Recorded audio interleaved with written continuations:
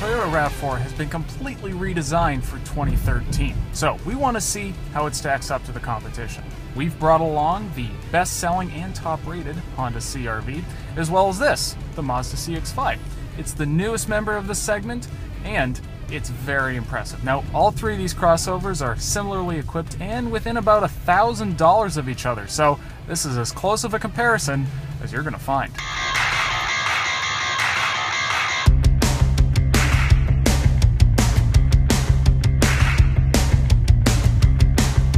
Okay, so it's a week later. We've driven all these cars a lot. You're riding the test. You go first. What do you think? This one is really, really close. Depending on which way you turn your personal dials, this one could go any way. If you like comfort, then the Toyota's the way to go.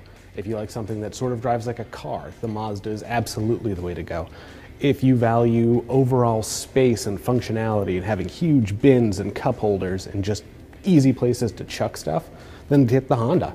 And it's almost too close to call right now. I sort of agree, but the thing with the CX-5 I found was that it's not as, driver enthusiasty as I think we would automatically assume. But it feels better when you're actually having fun with that car. Better than the other two by far.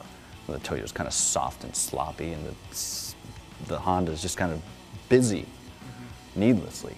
Still, despite the fact that it's very fuel efficient, by far the quickest by a second here. That's not a surprise.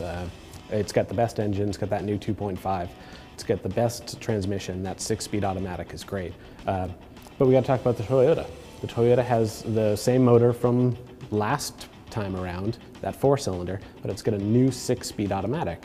Now, the 6-speed is nice because it gives you a couple more gears and some better ratios, but it's a really sloppy transmission.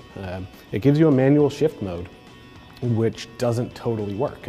And I'm not talking for going out and driving fast. I'm just saying you're cruising down a grade and you want to drop a couple of gears, or you see traffic slowing and you just want to put it in 4 and get a natural slowdown. You don't. You either get a beep or you hit that lever and, I don't know, 2 seconds later, you get a downshift. Why don't we talk about functionality and utility, because that's why people are buying these. It's moms and dads out there. CX-5 has the least cargo space, both with the seats folded and with the seats up, followed by the CR-V and then the RAV4.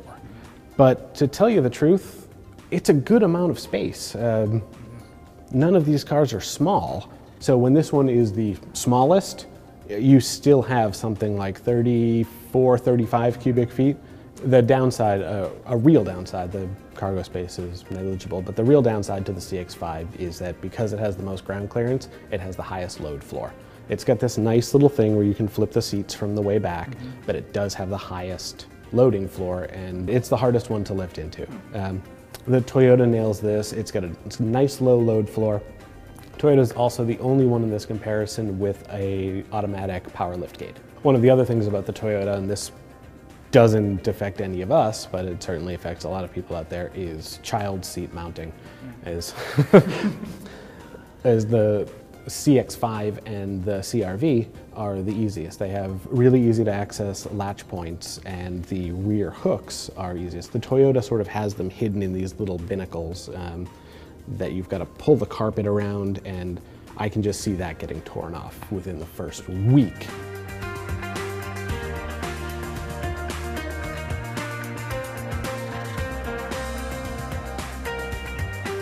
The electronics interfaces of all these cars, I don't think I like any of them. The CX-5 suffers in a lot of ways, especially the biggest one being size. It has this tiny little screen, the buttons are small. Combine that with the slightly firm ride, and you end up hitting buttons 11 times and never getting the one you want. Well, the Honda's is nice. It's just the design of it looks outdated. It looks like it was designed in 1995 on a Microsoft piece. It works great. It just doesn't look good. It doesn't look like it should for 2012, 2013. But Toyota's Entune system's actually pretty. I liked it. It has a lot of functionality, but you have to jump through a few hoops to get there. It's great if you love menus. If you're the type of person whose computer desktop has like one folder that says desktop, and then you open that up and it says Are you sure? Desktop, and then you open that up. Then you get all of your things, and everything is buried in the subfolder. You'll love Intune, because all the other ones just have a button that say Navi or Map, and you can see where you are. The Toyota, you have to go, oh right, Navi's an app. It's over here.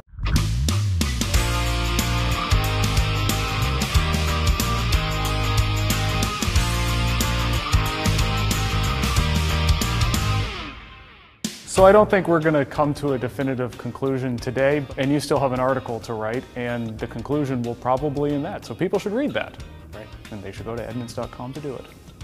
Thanks, guys.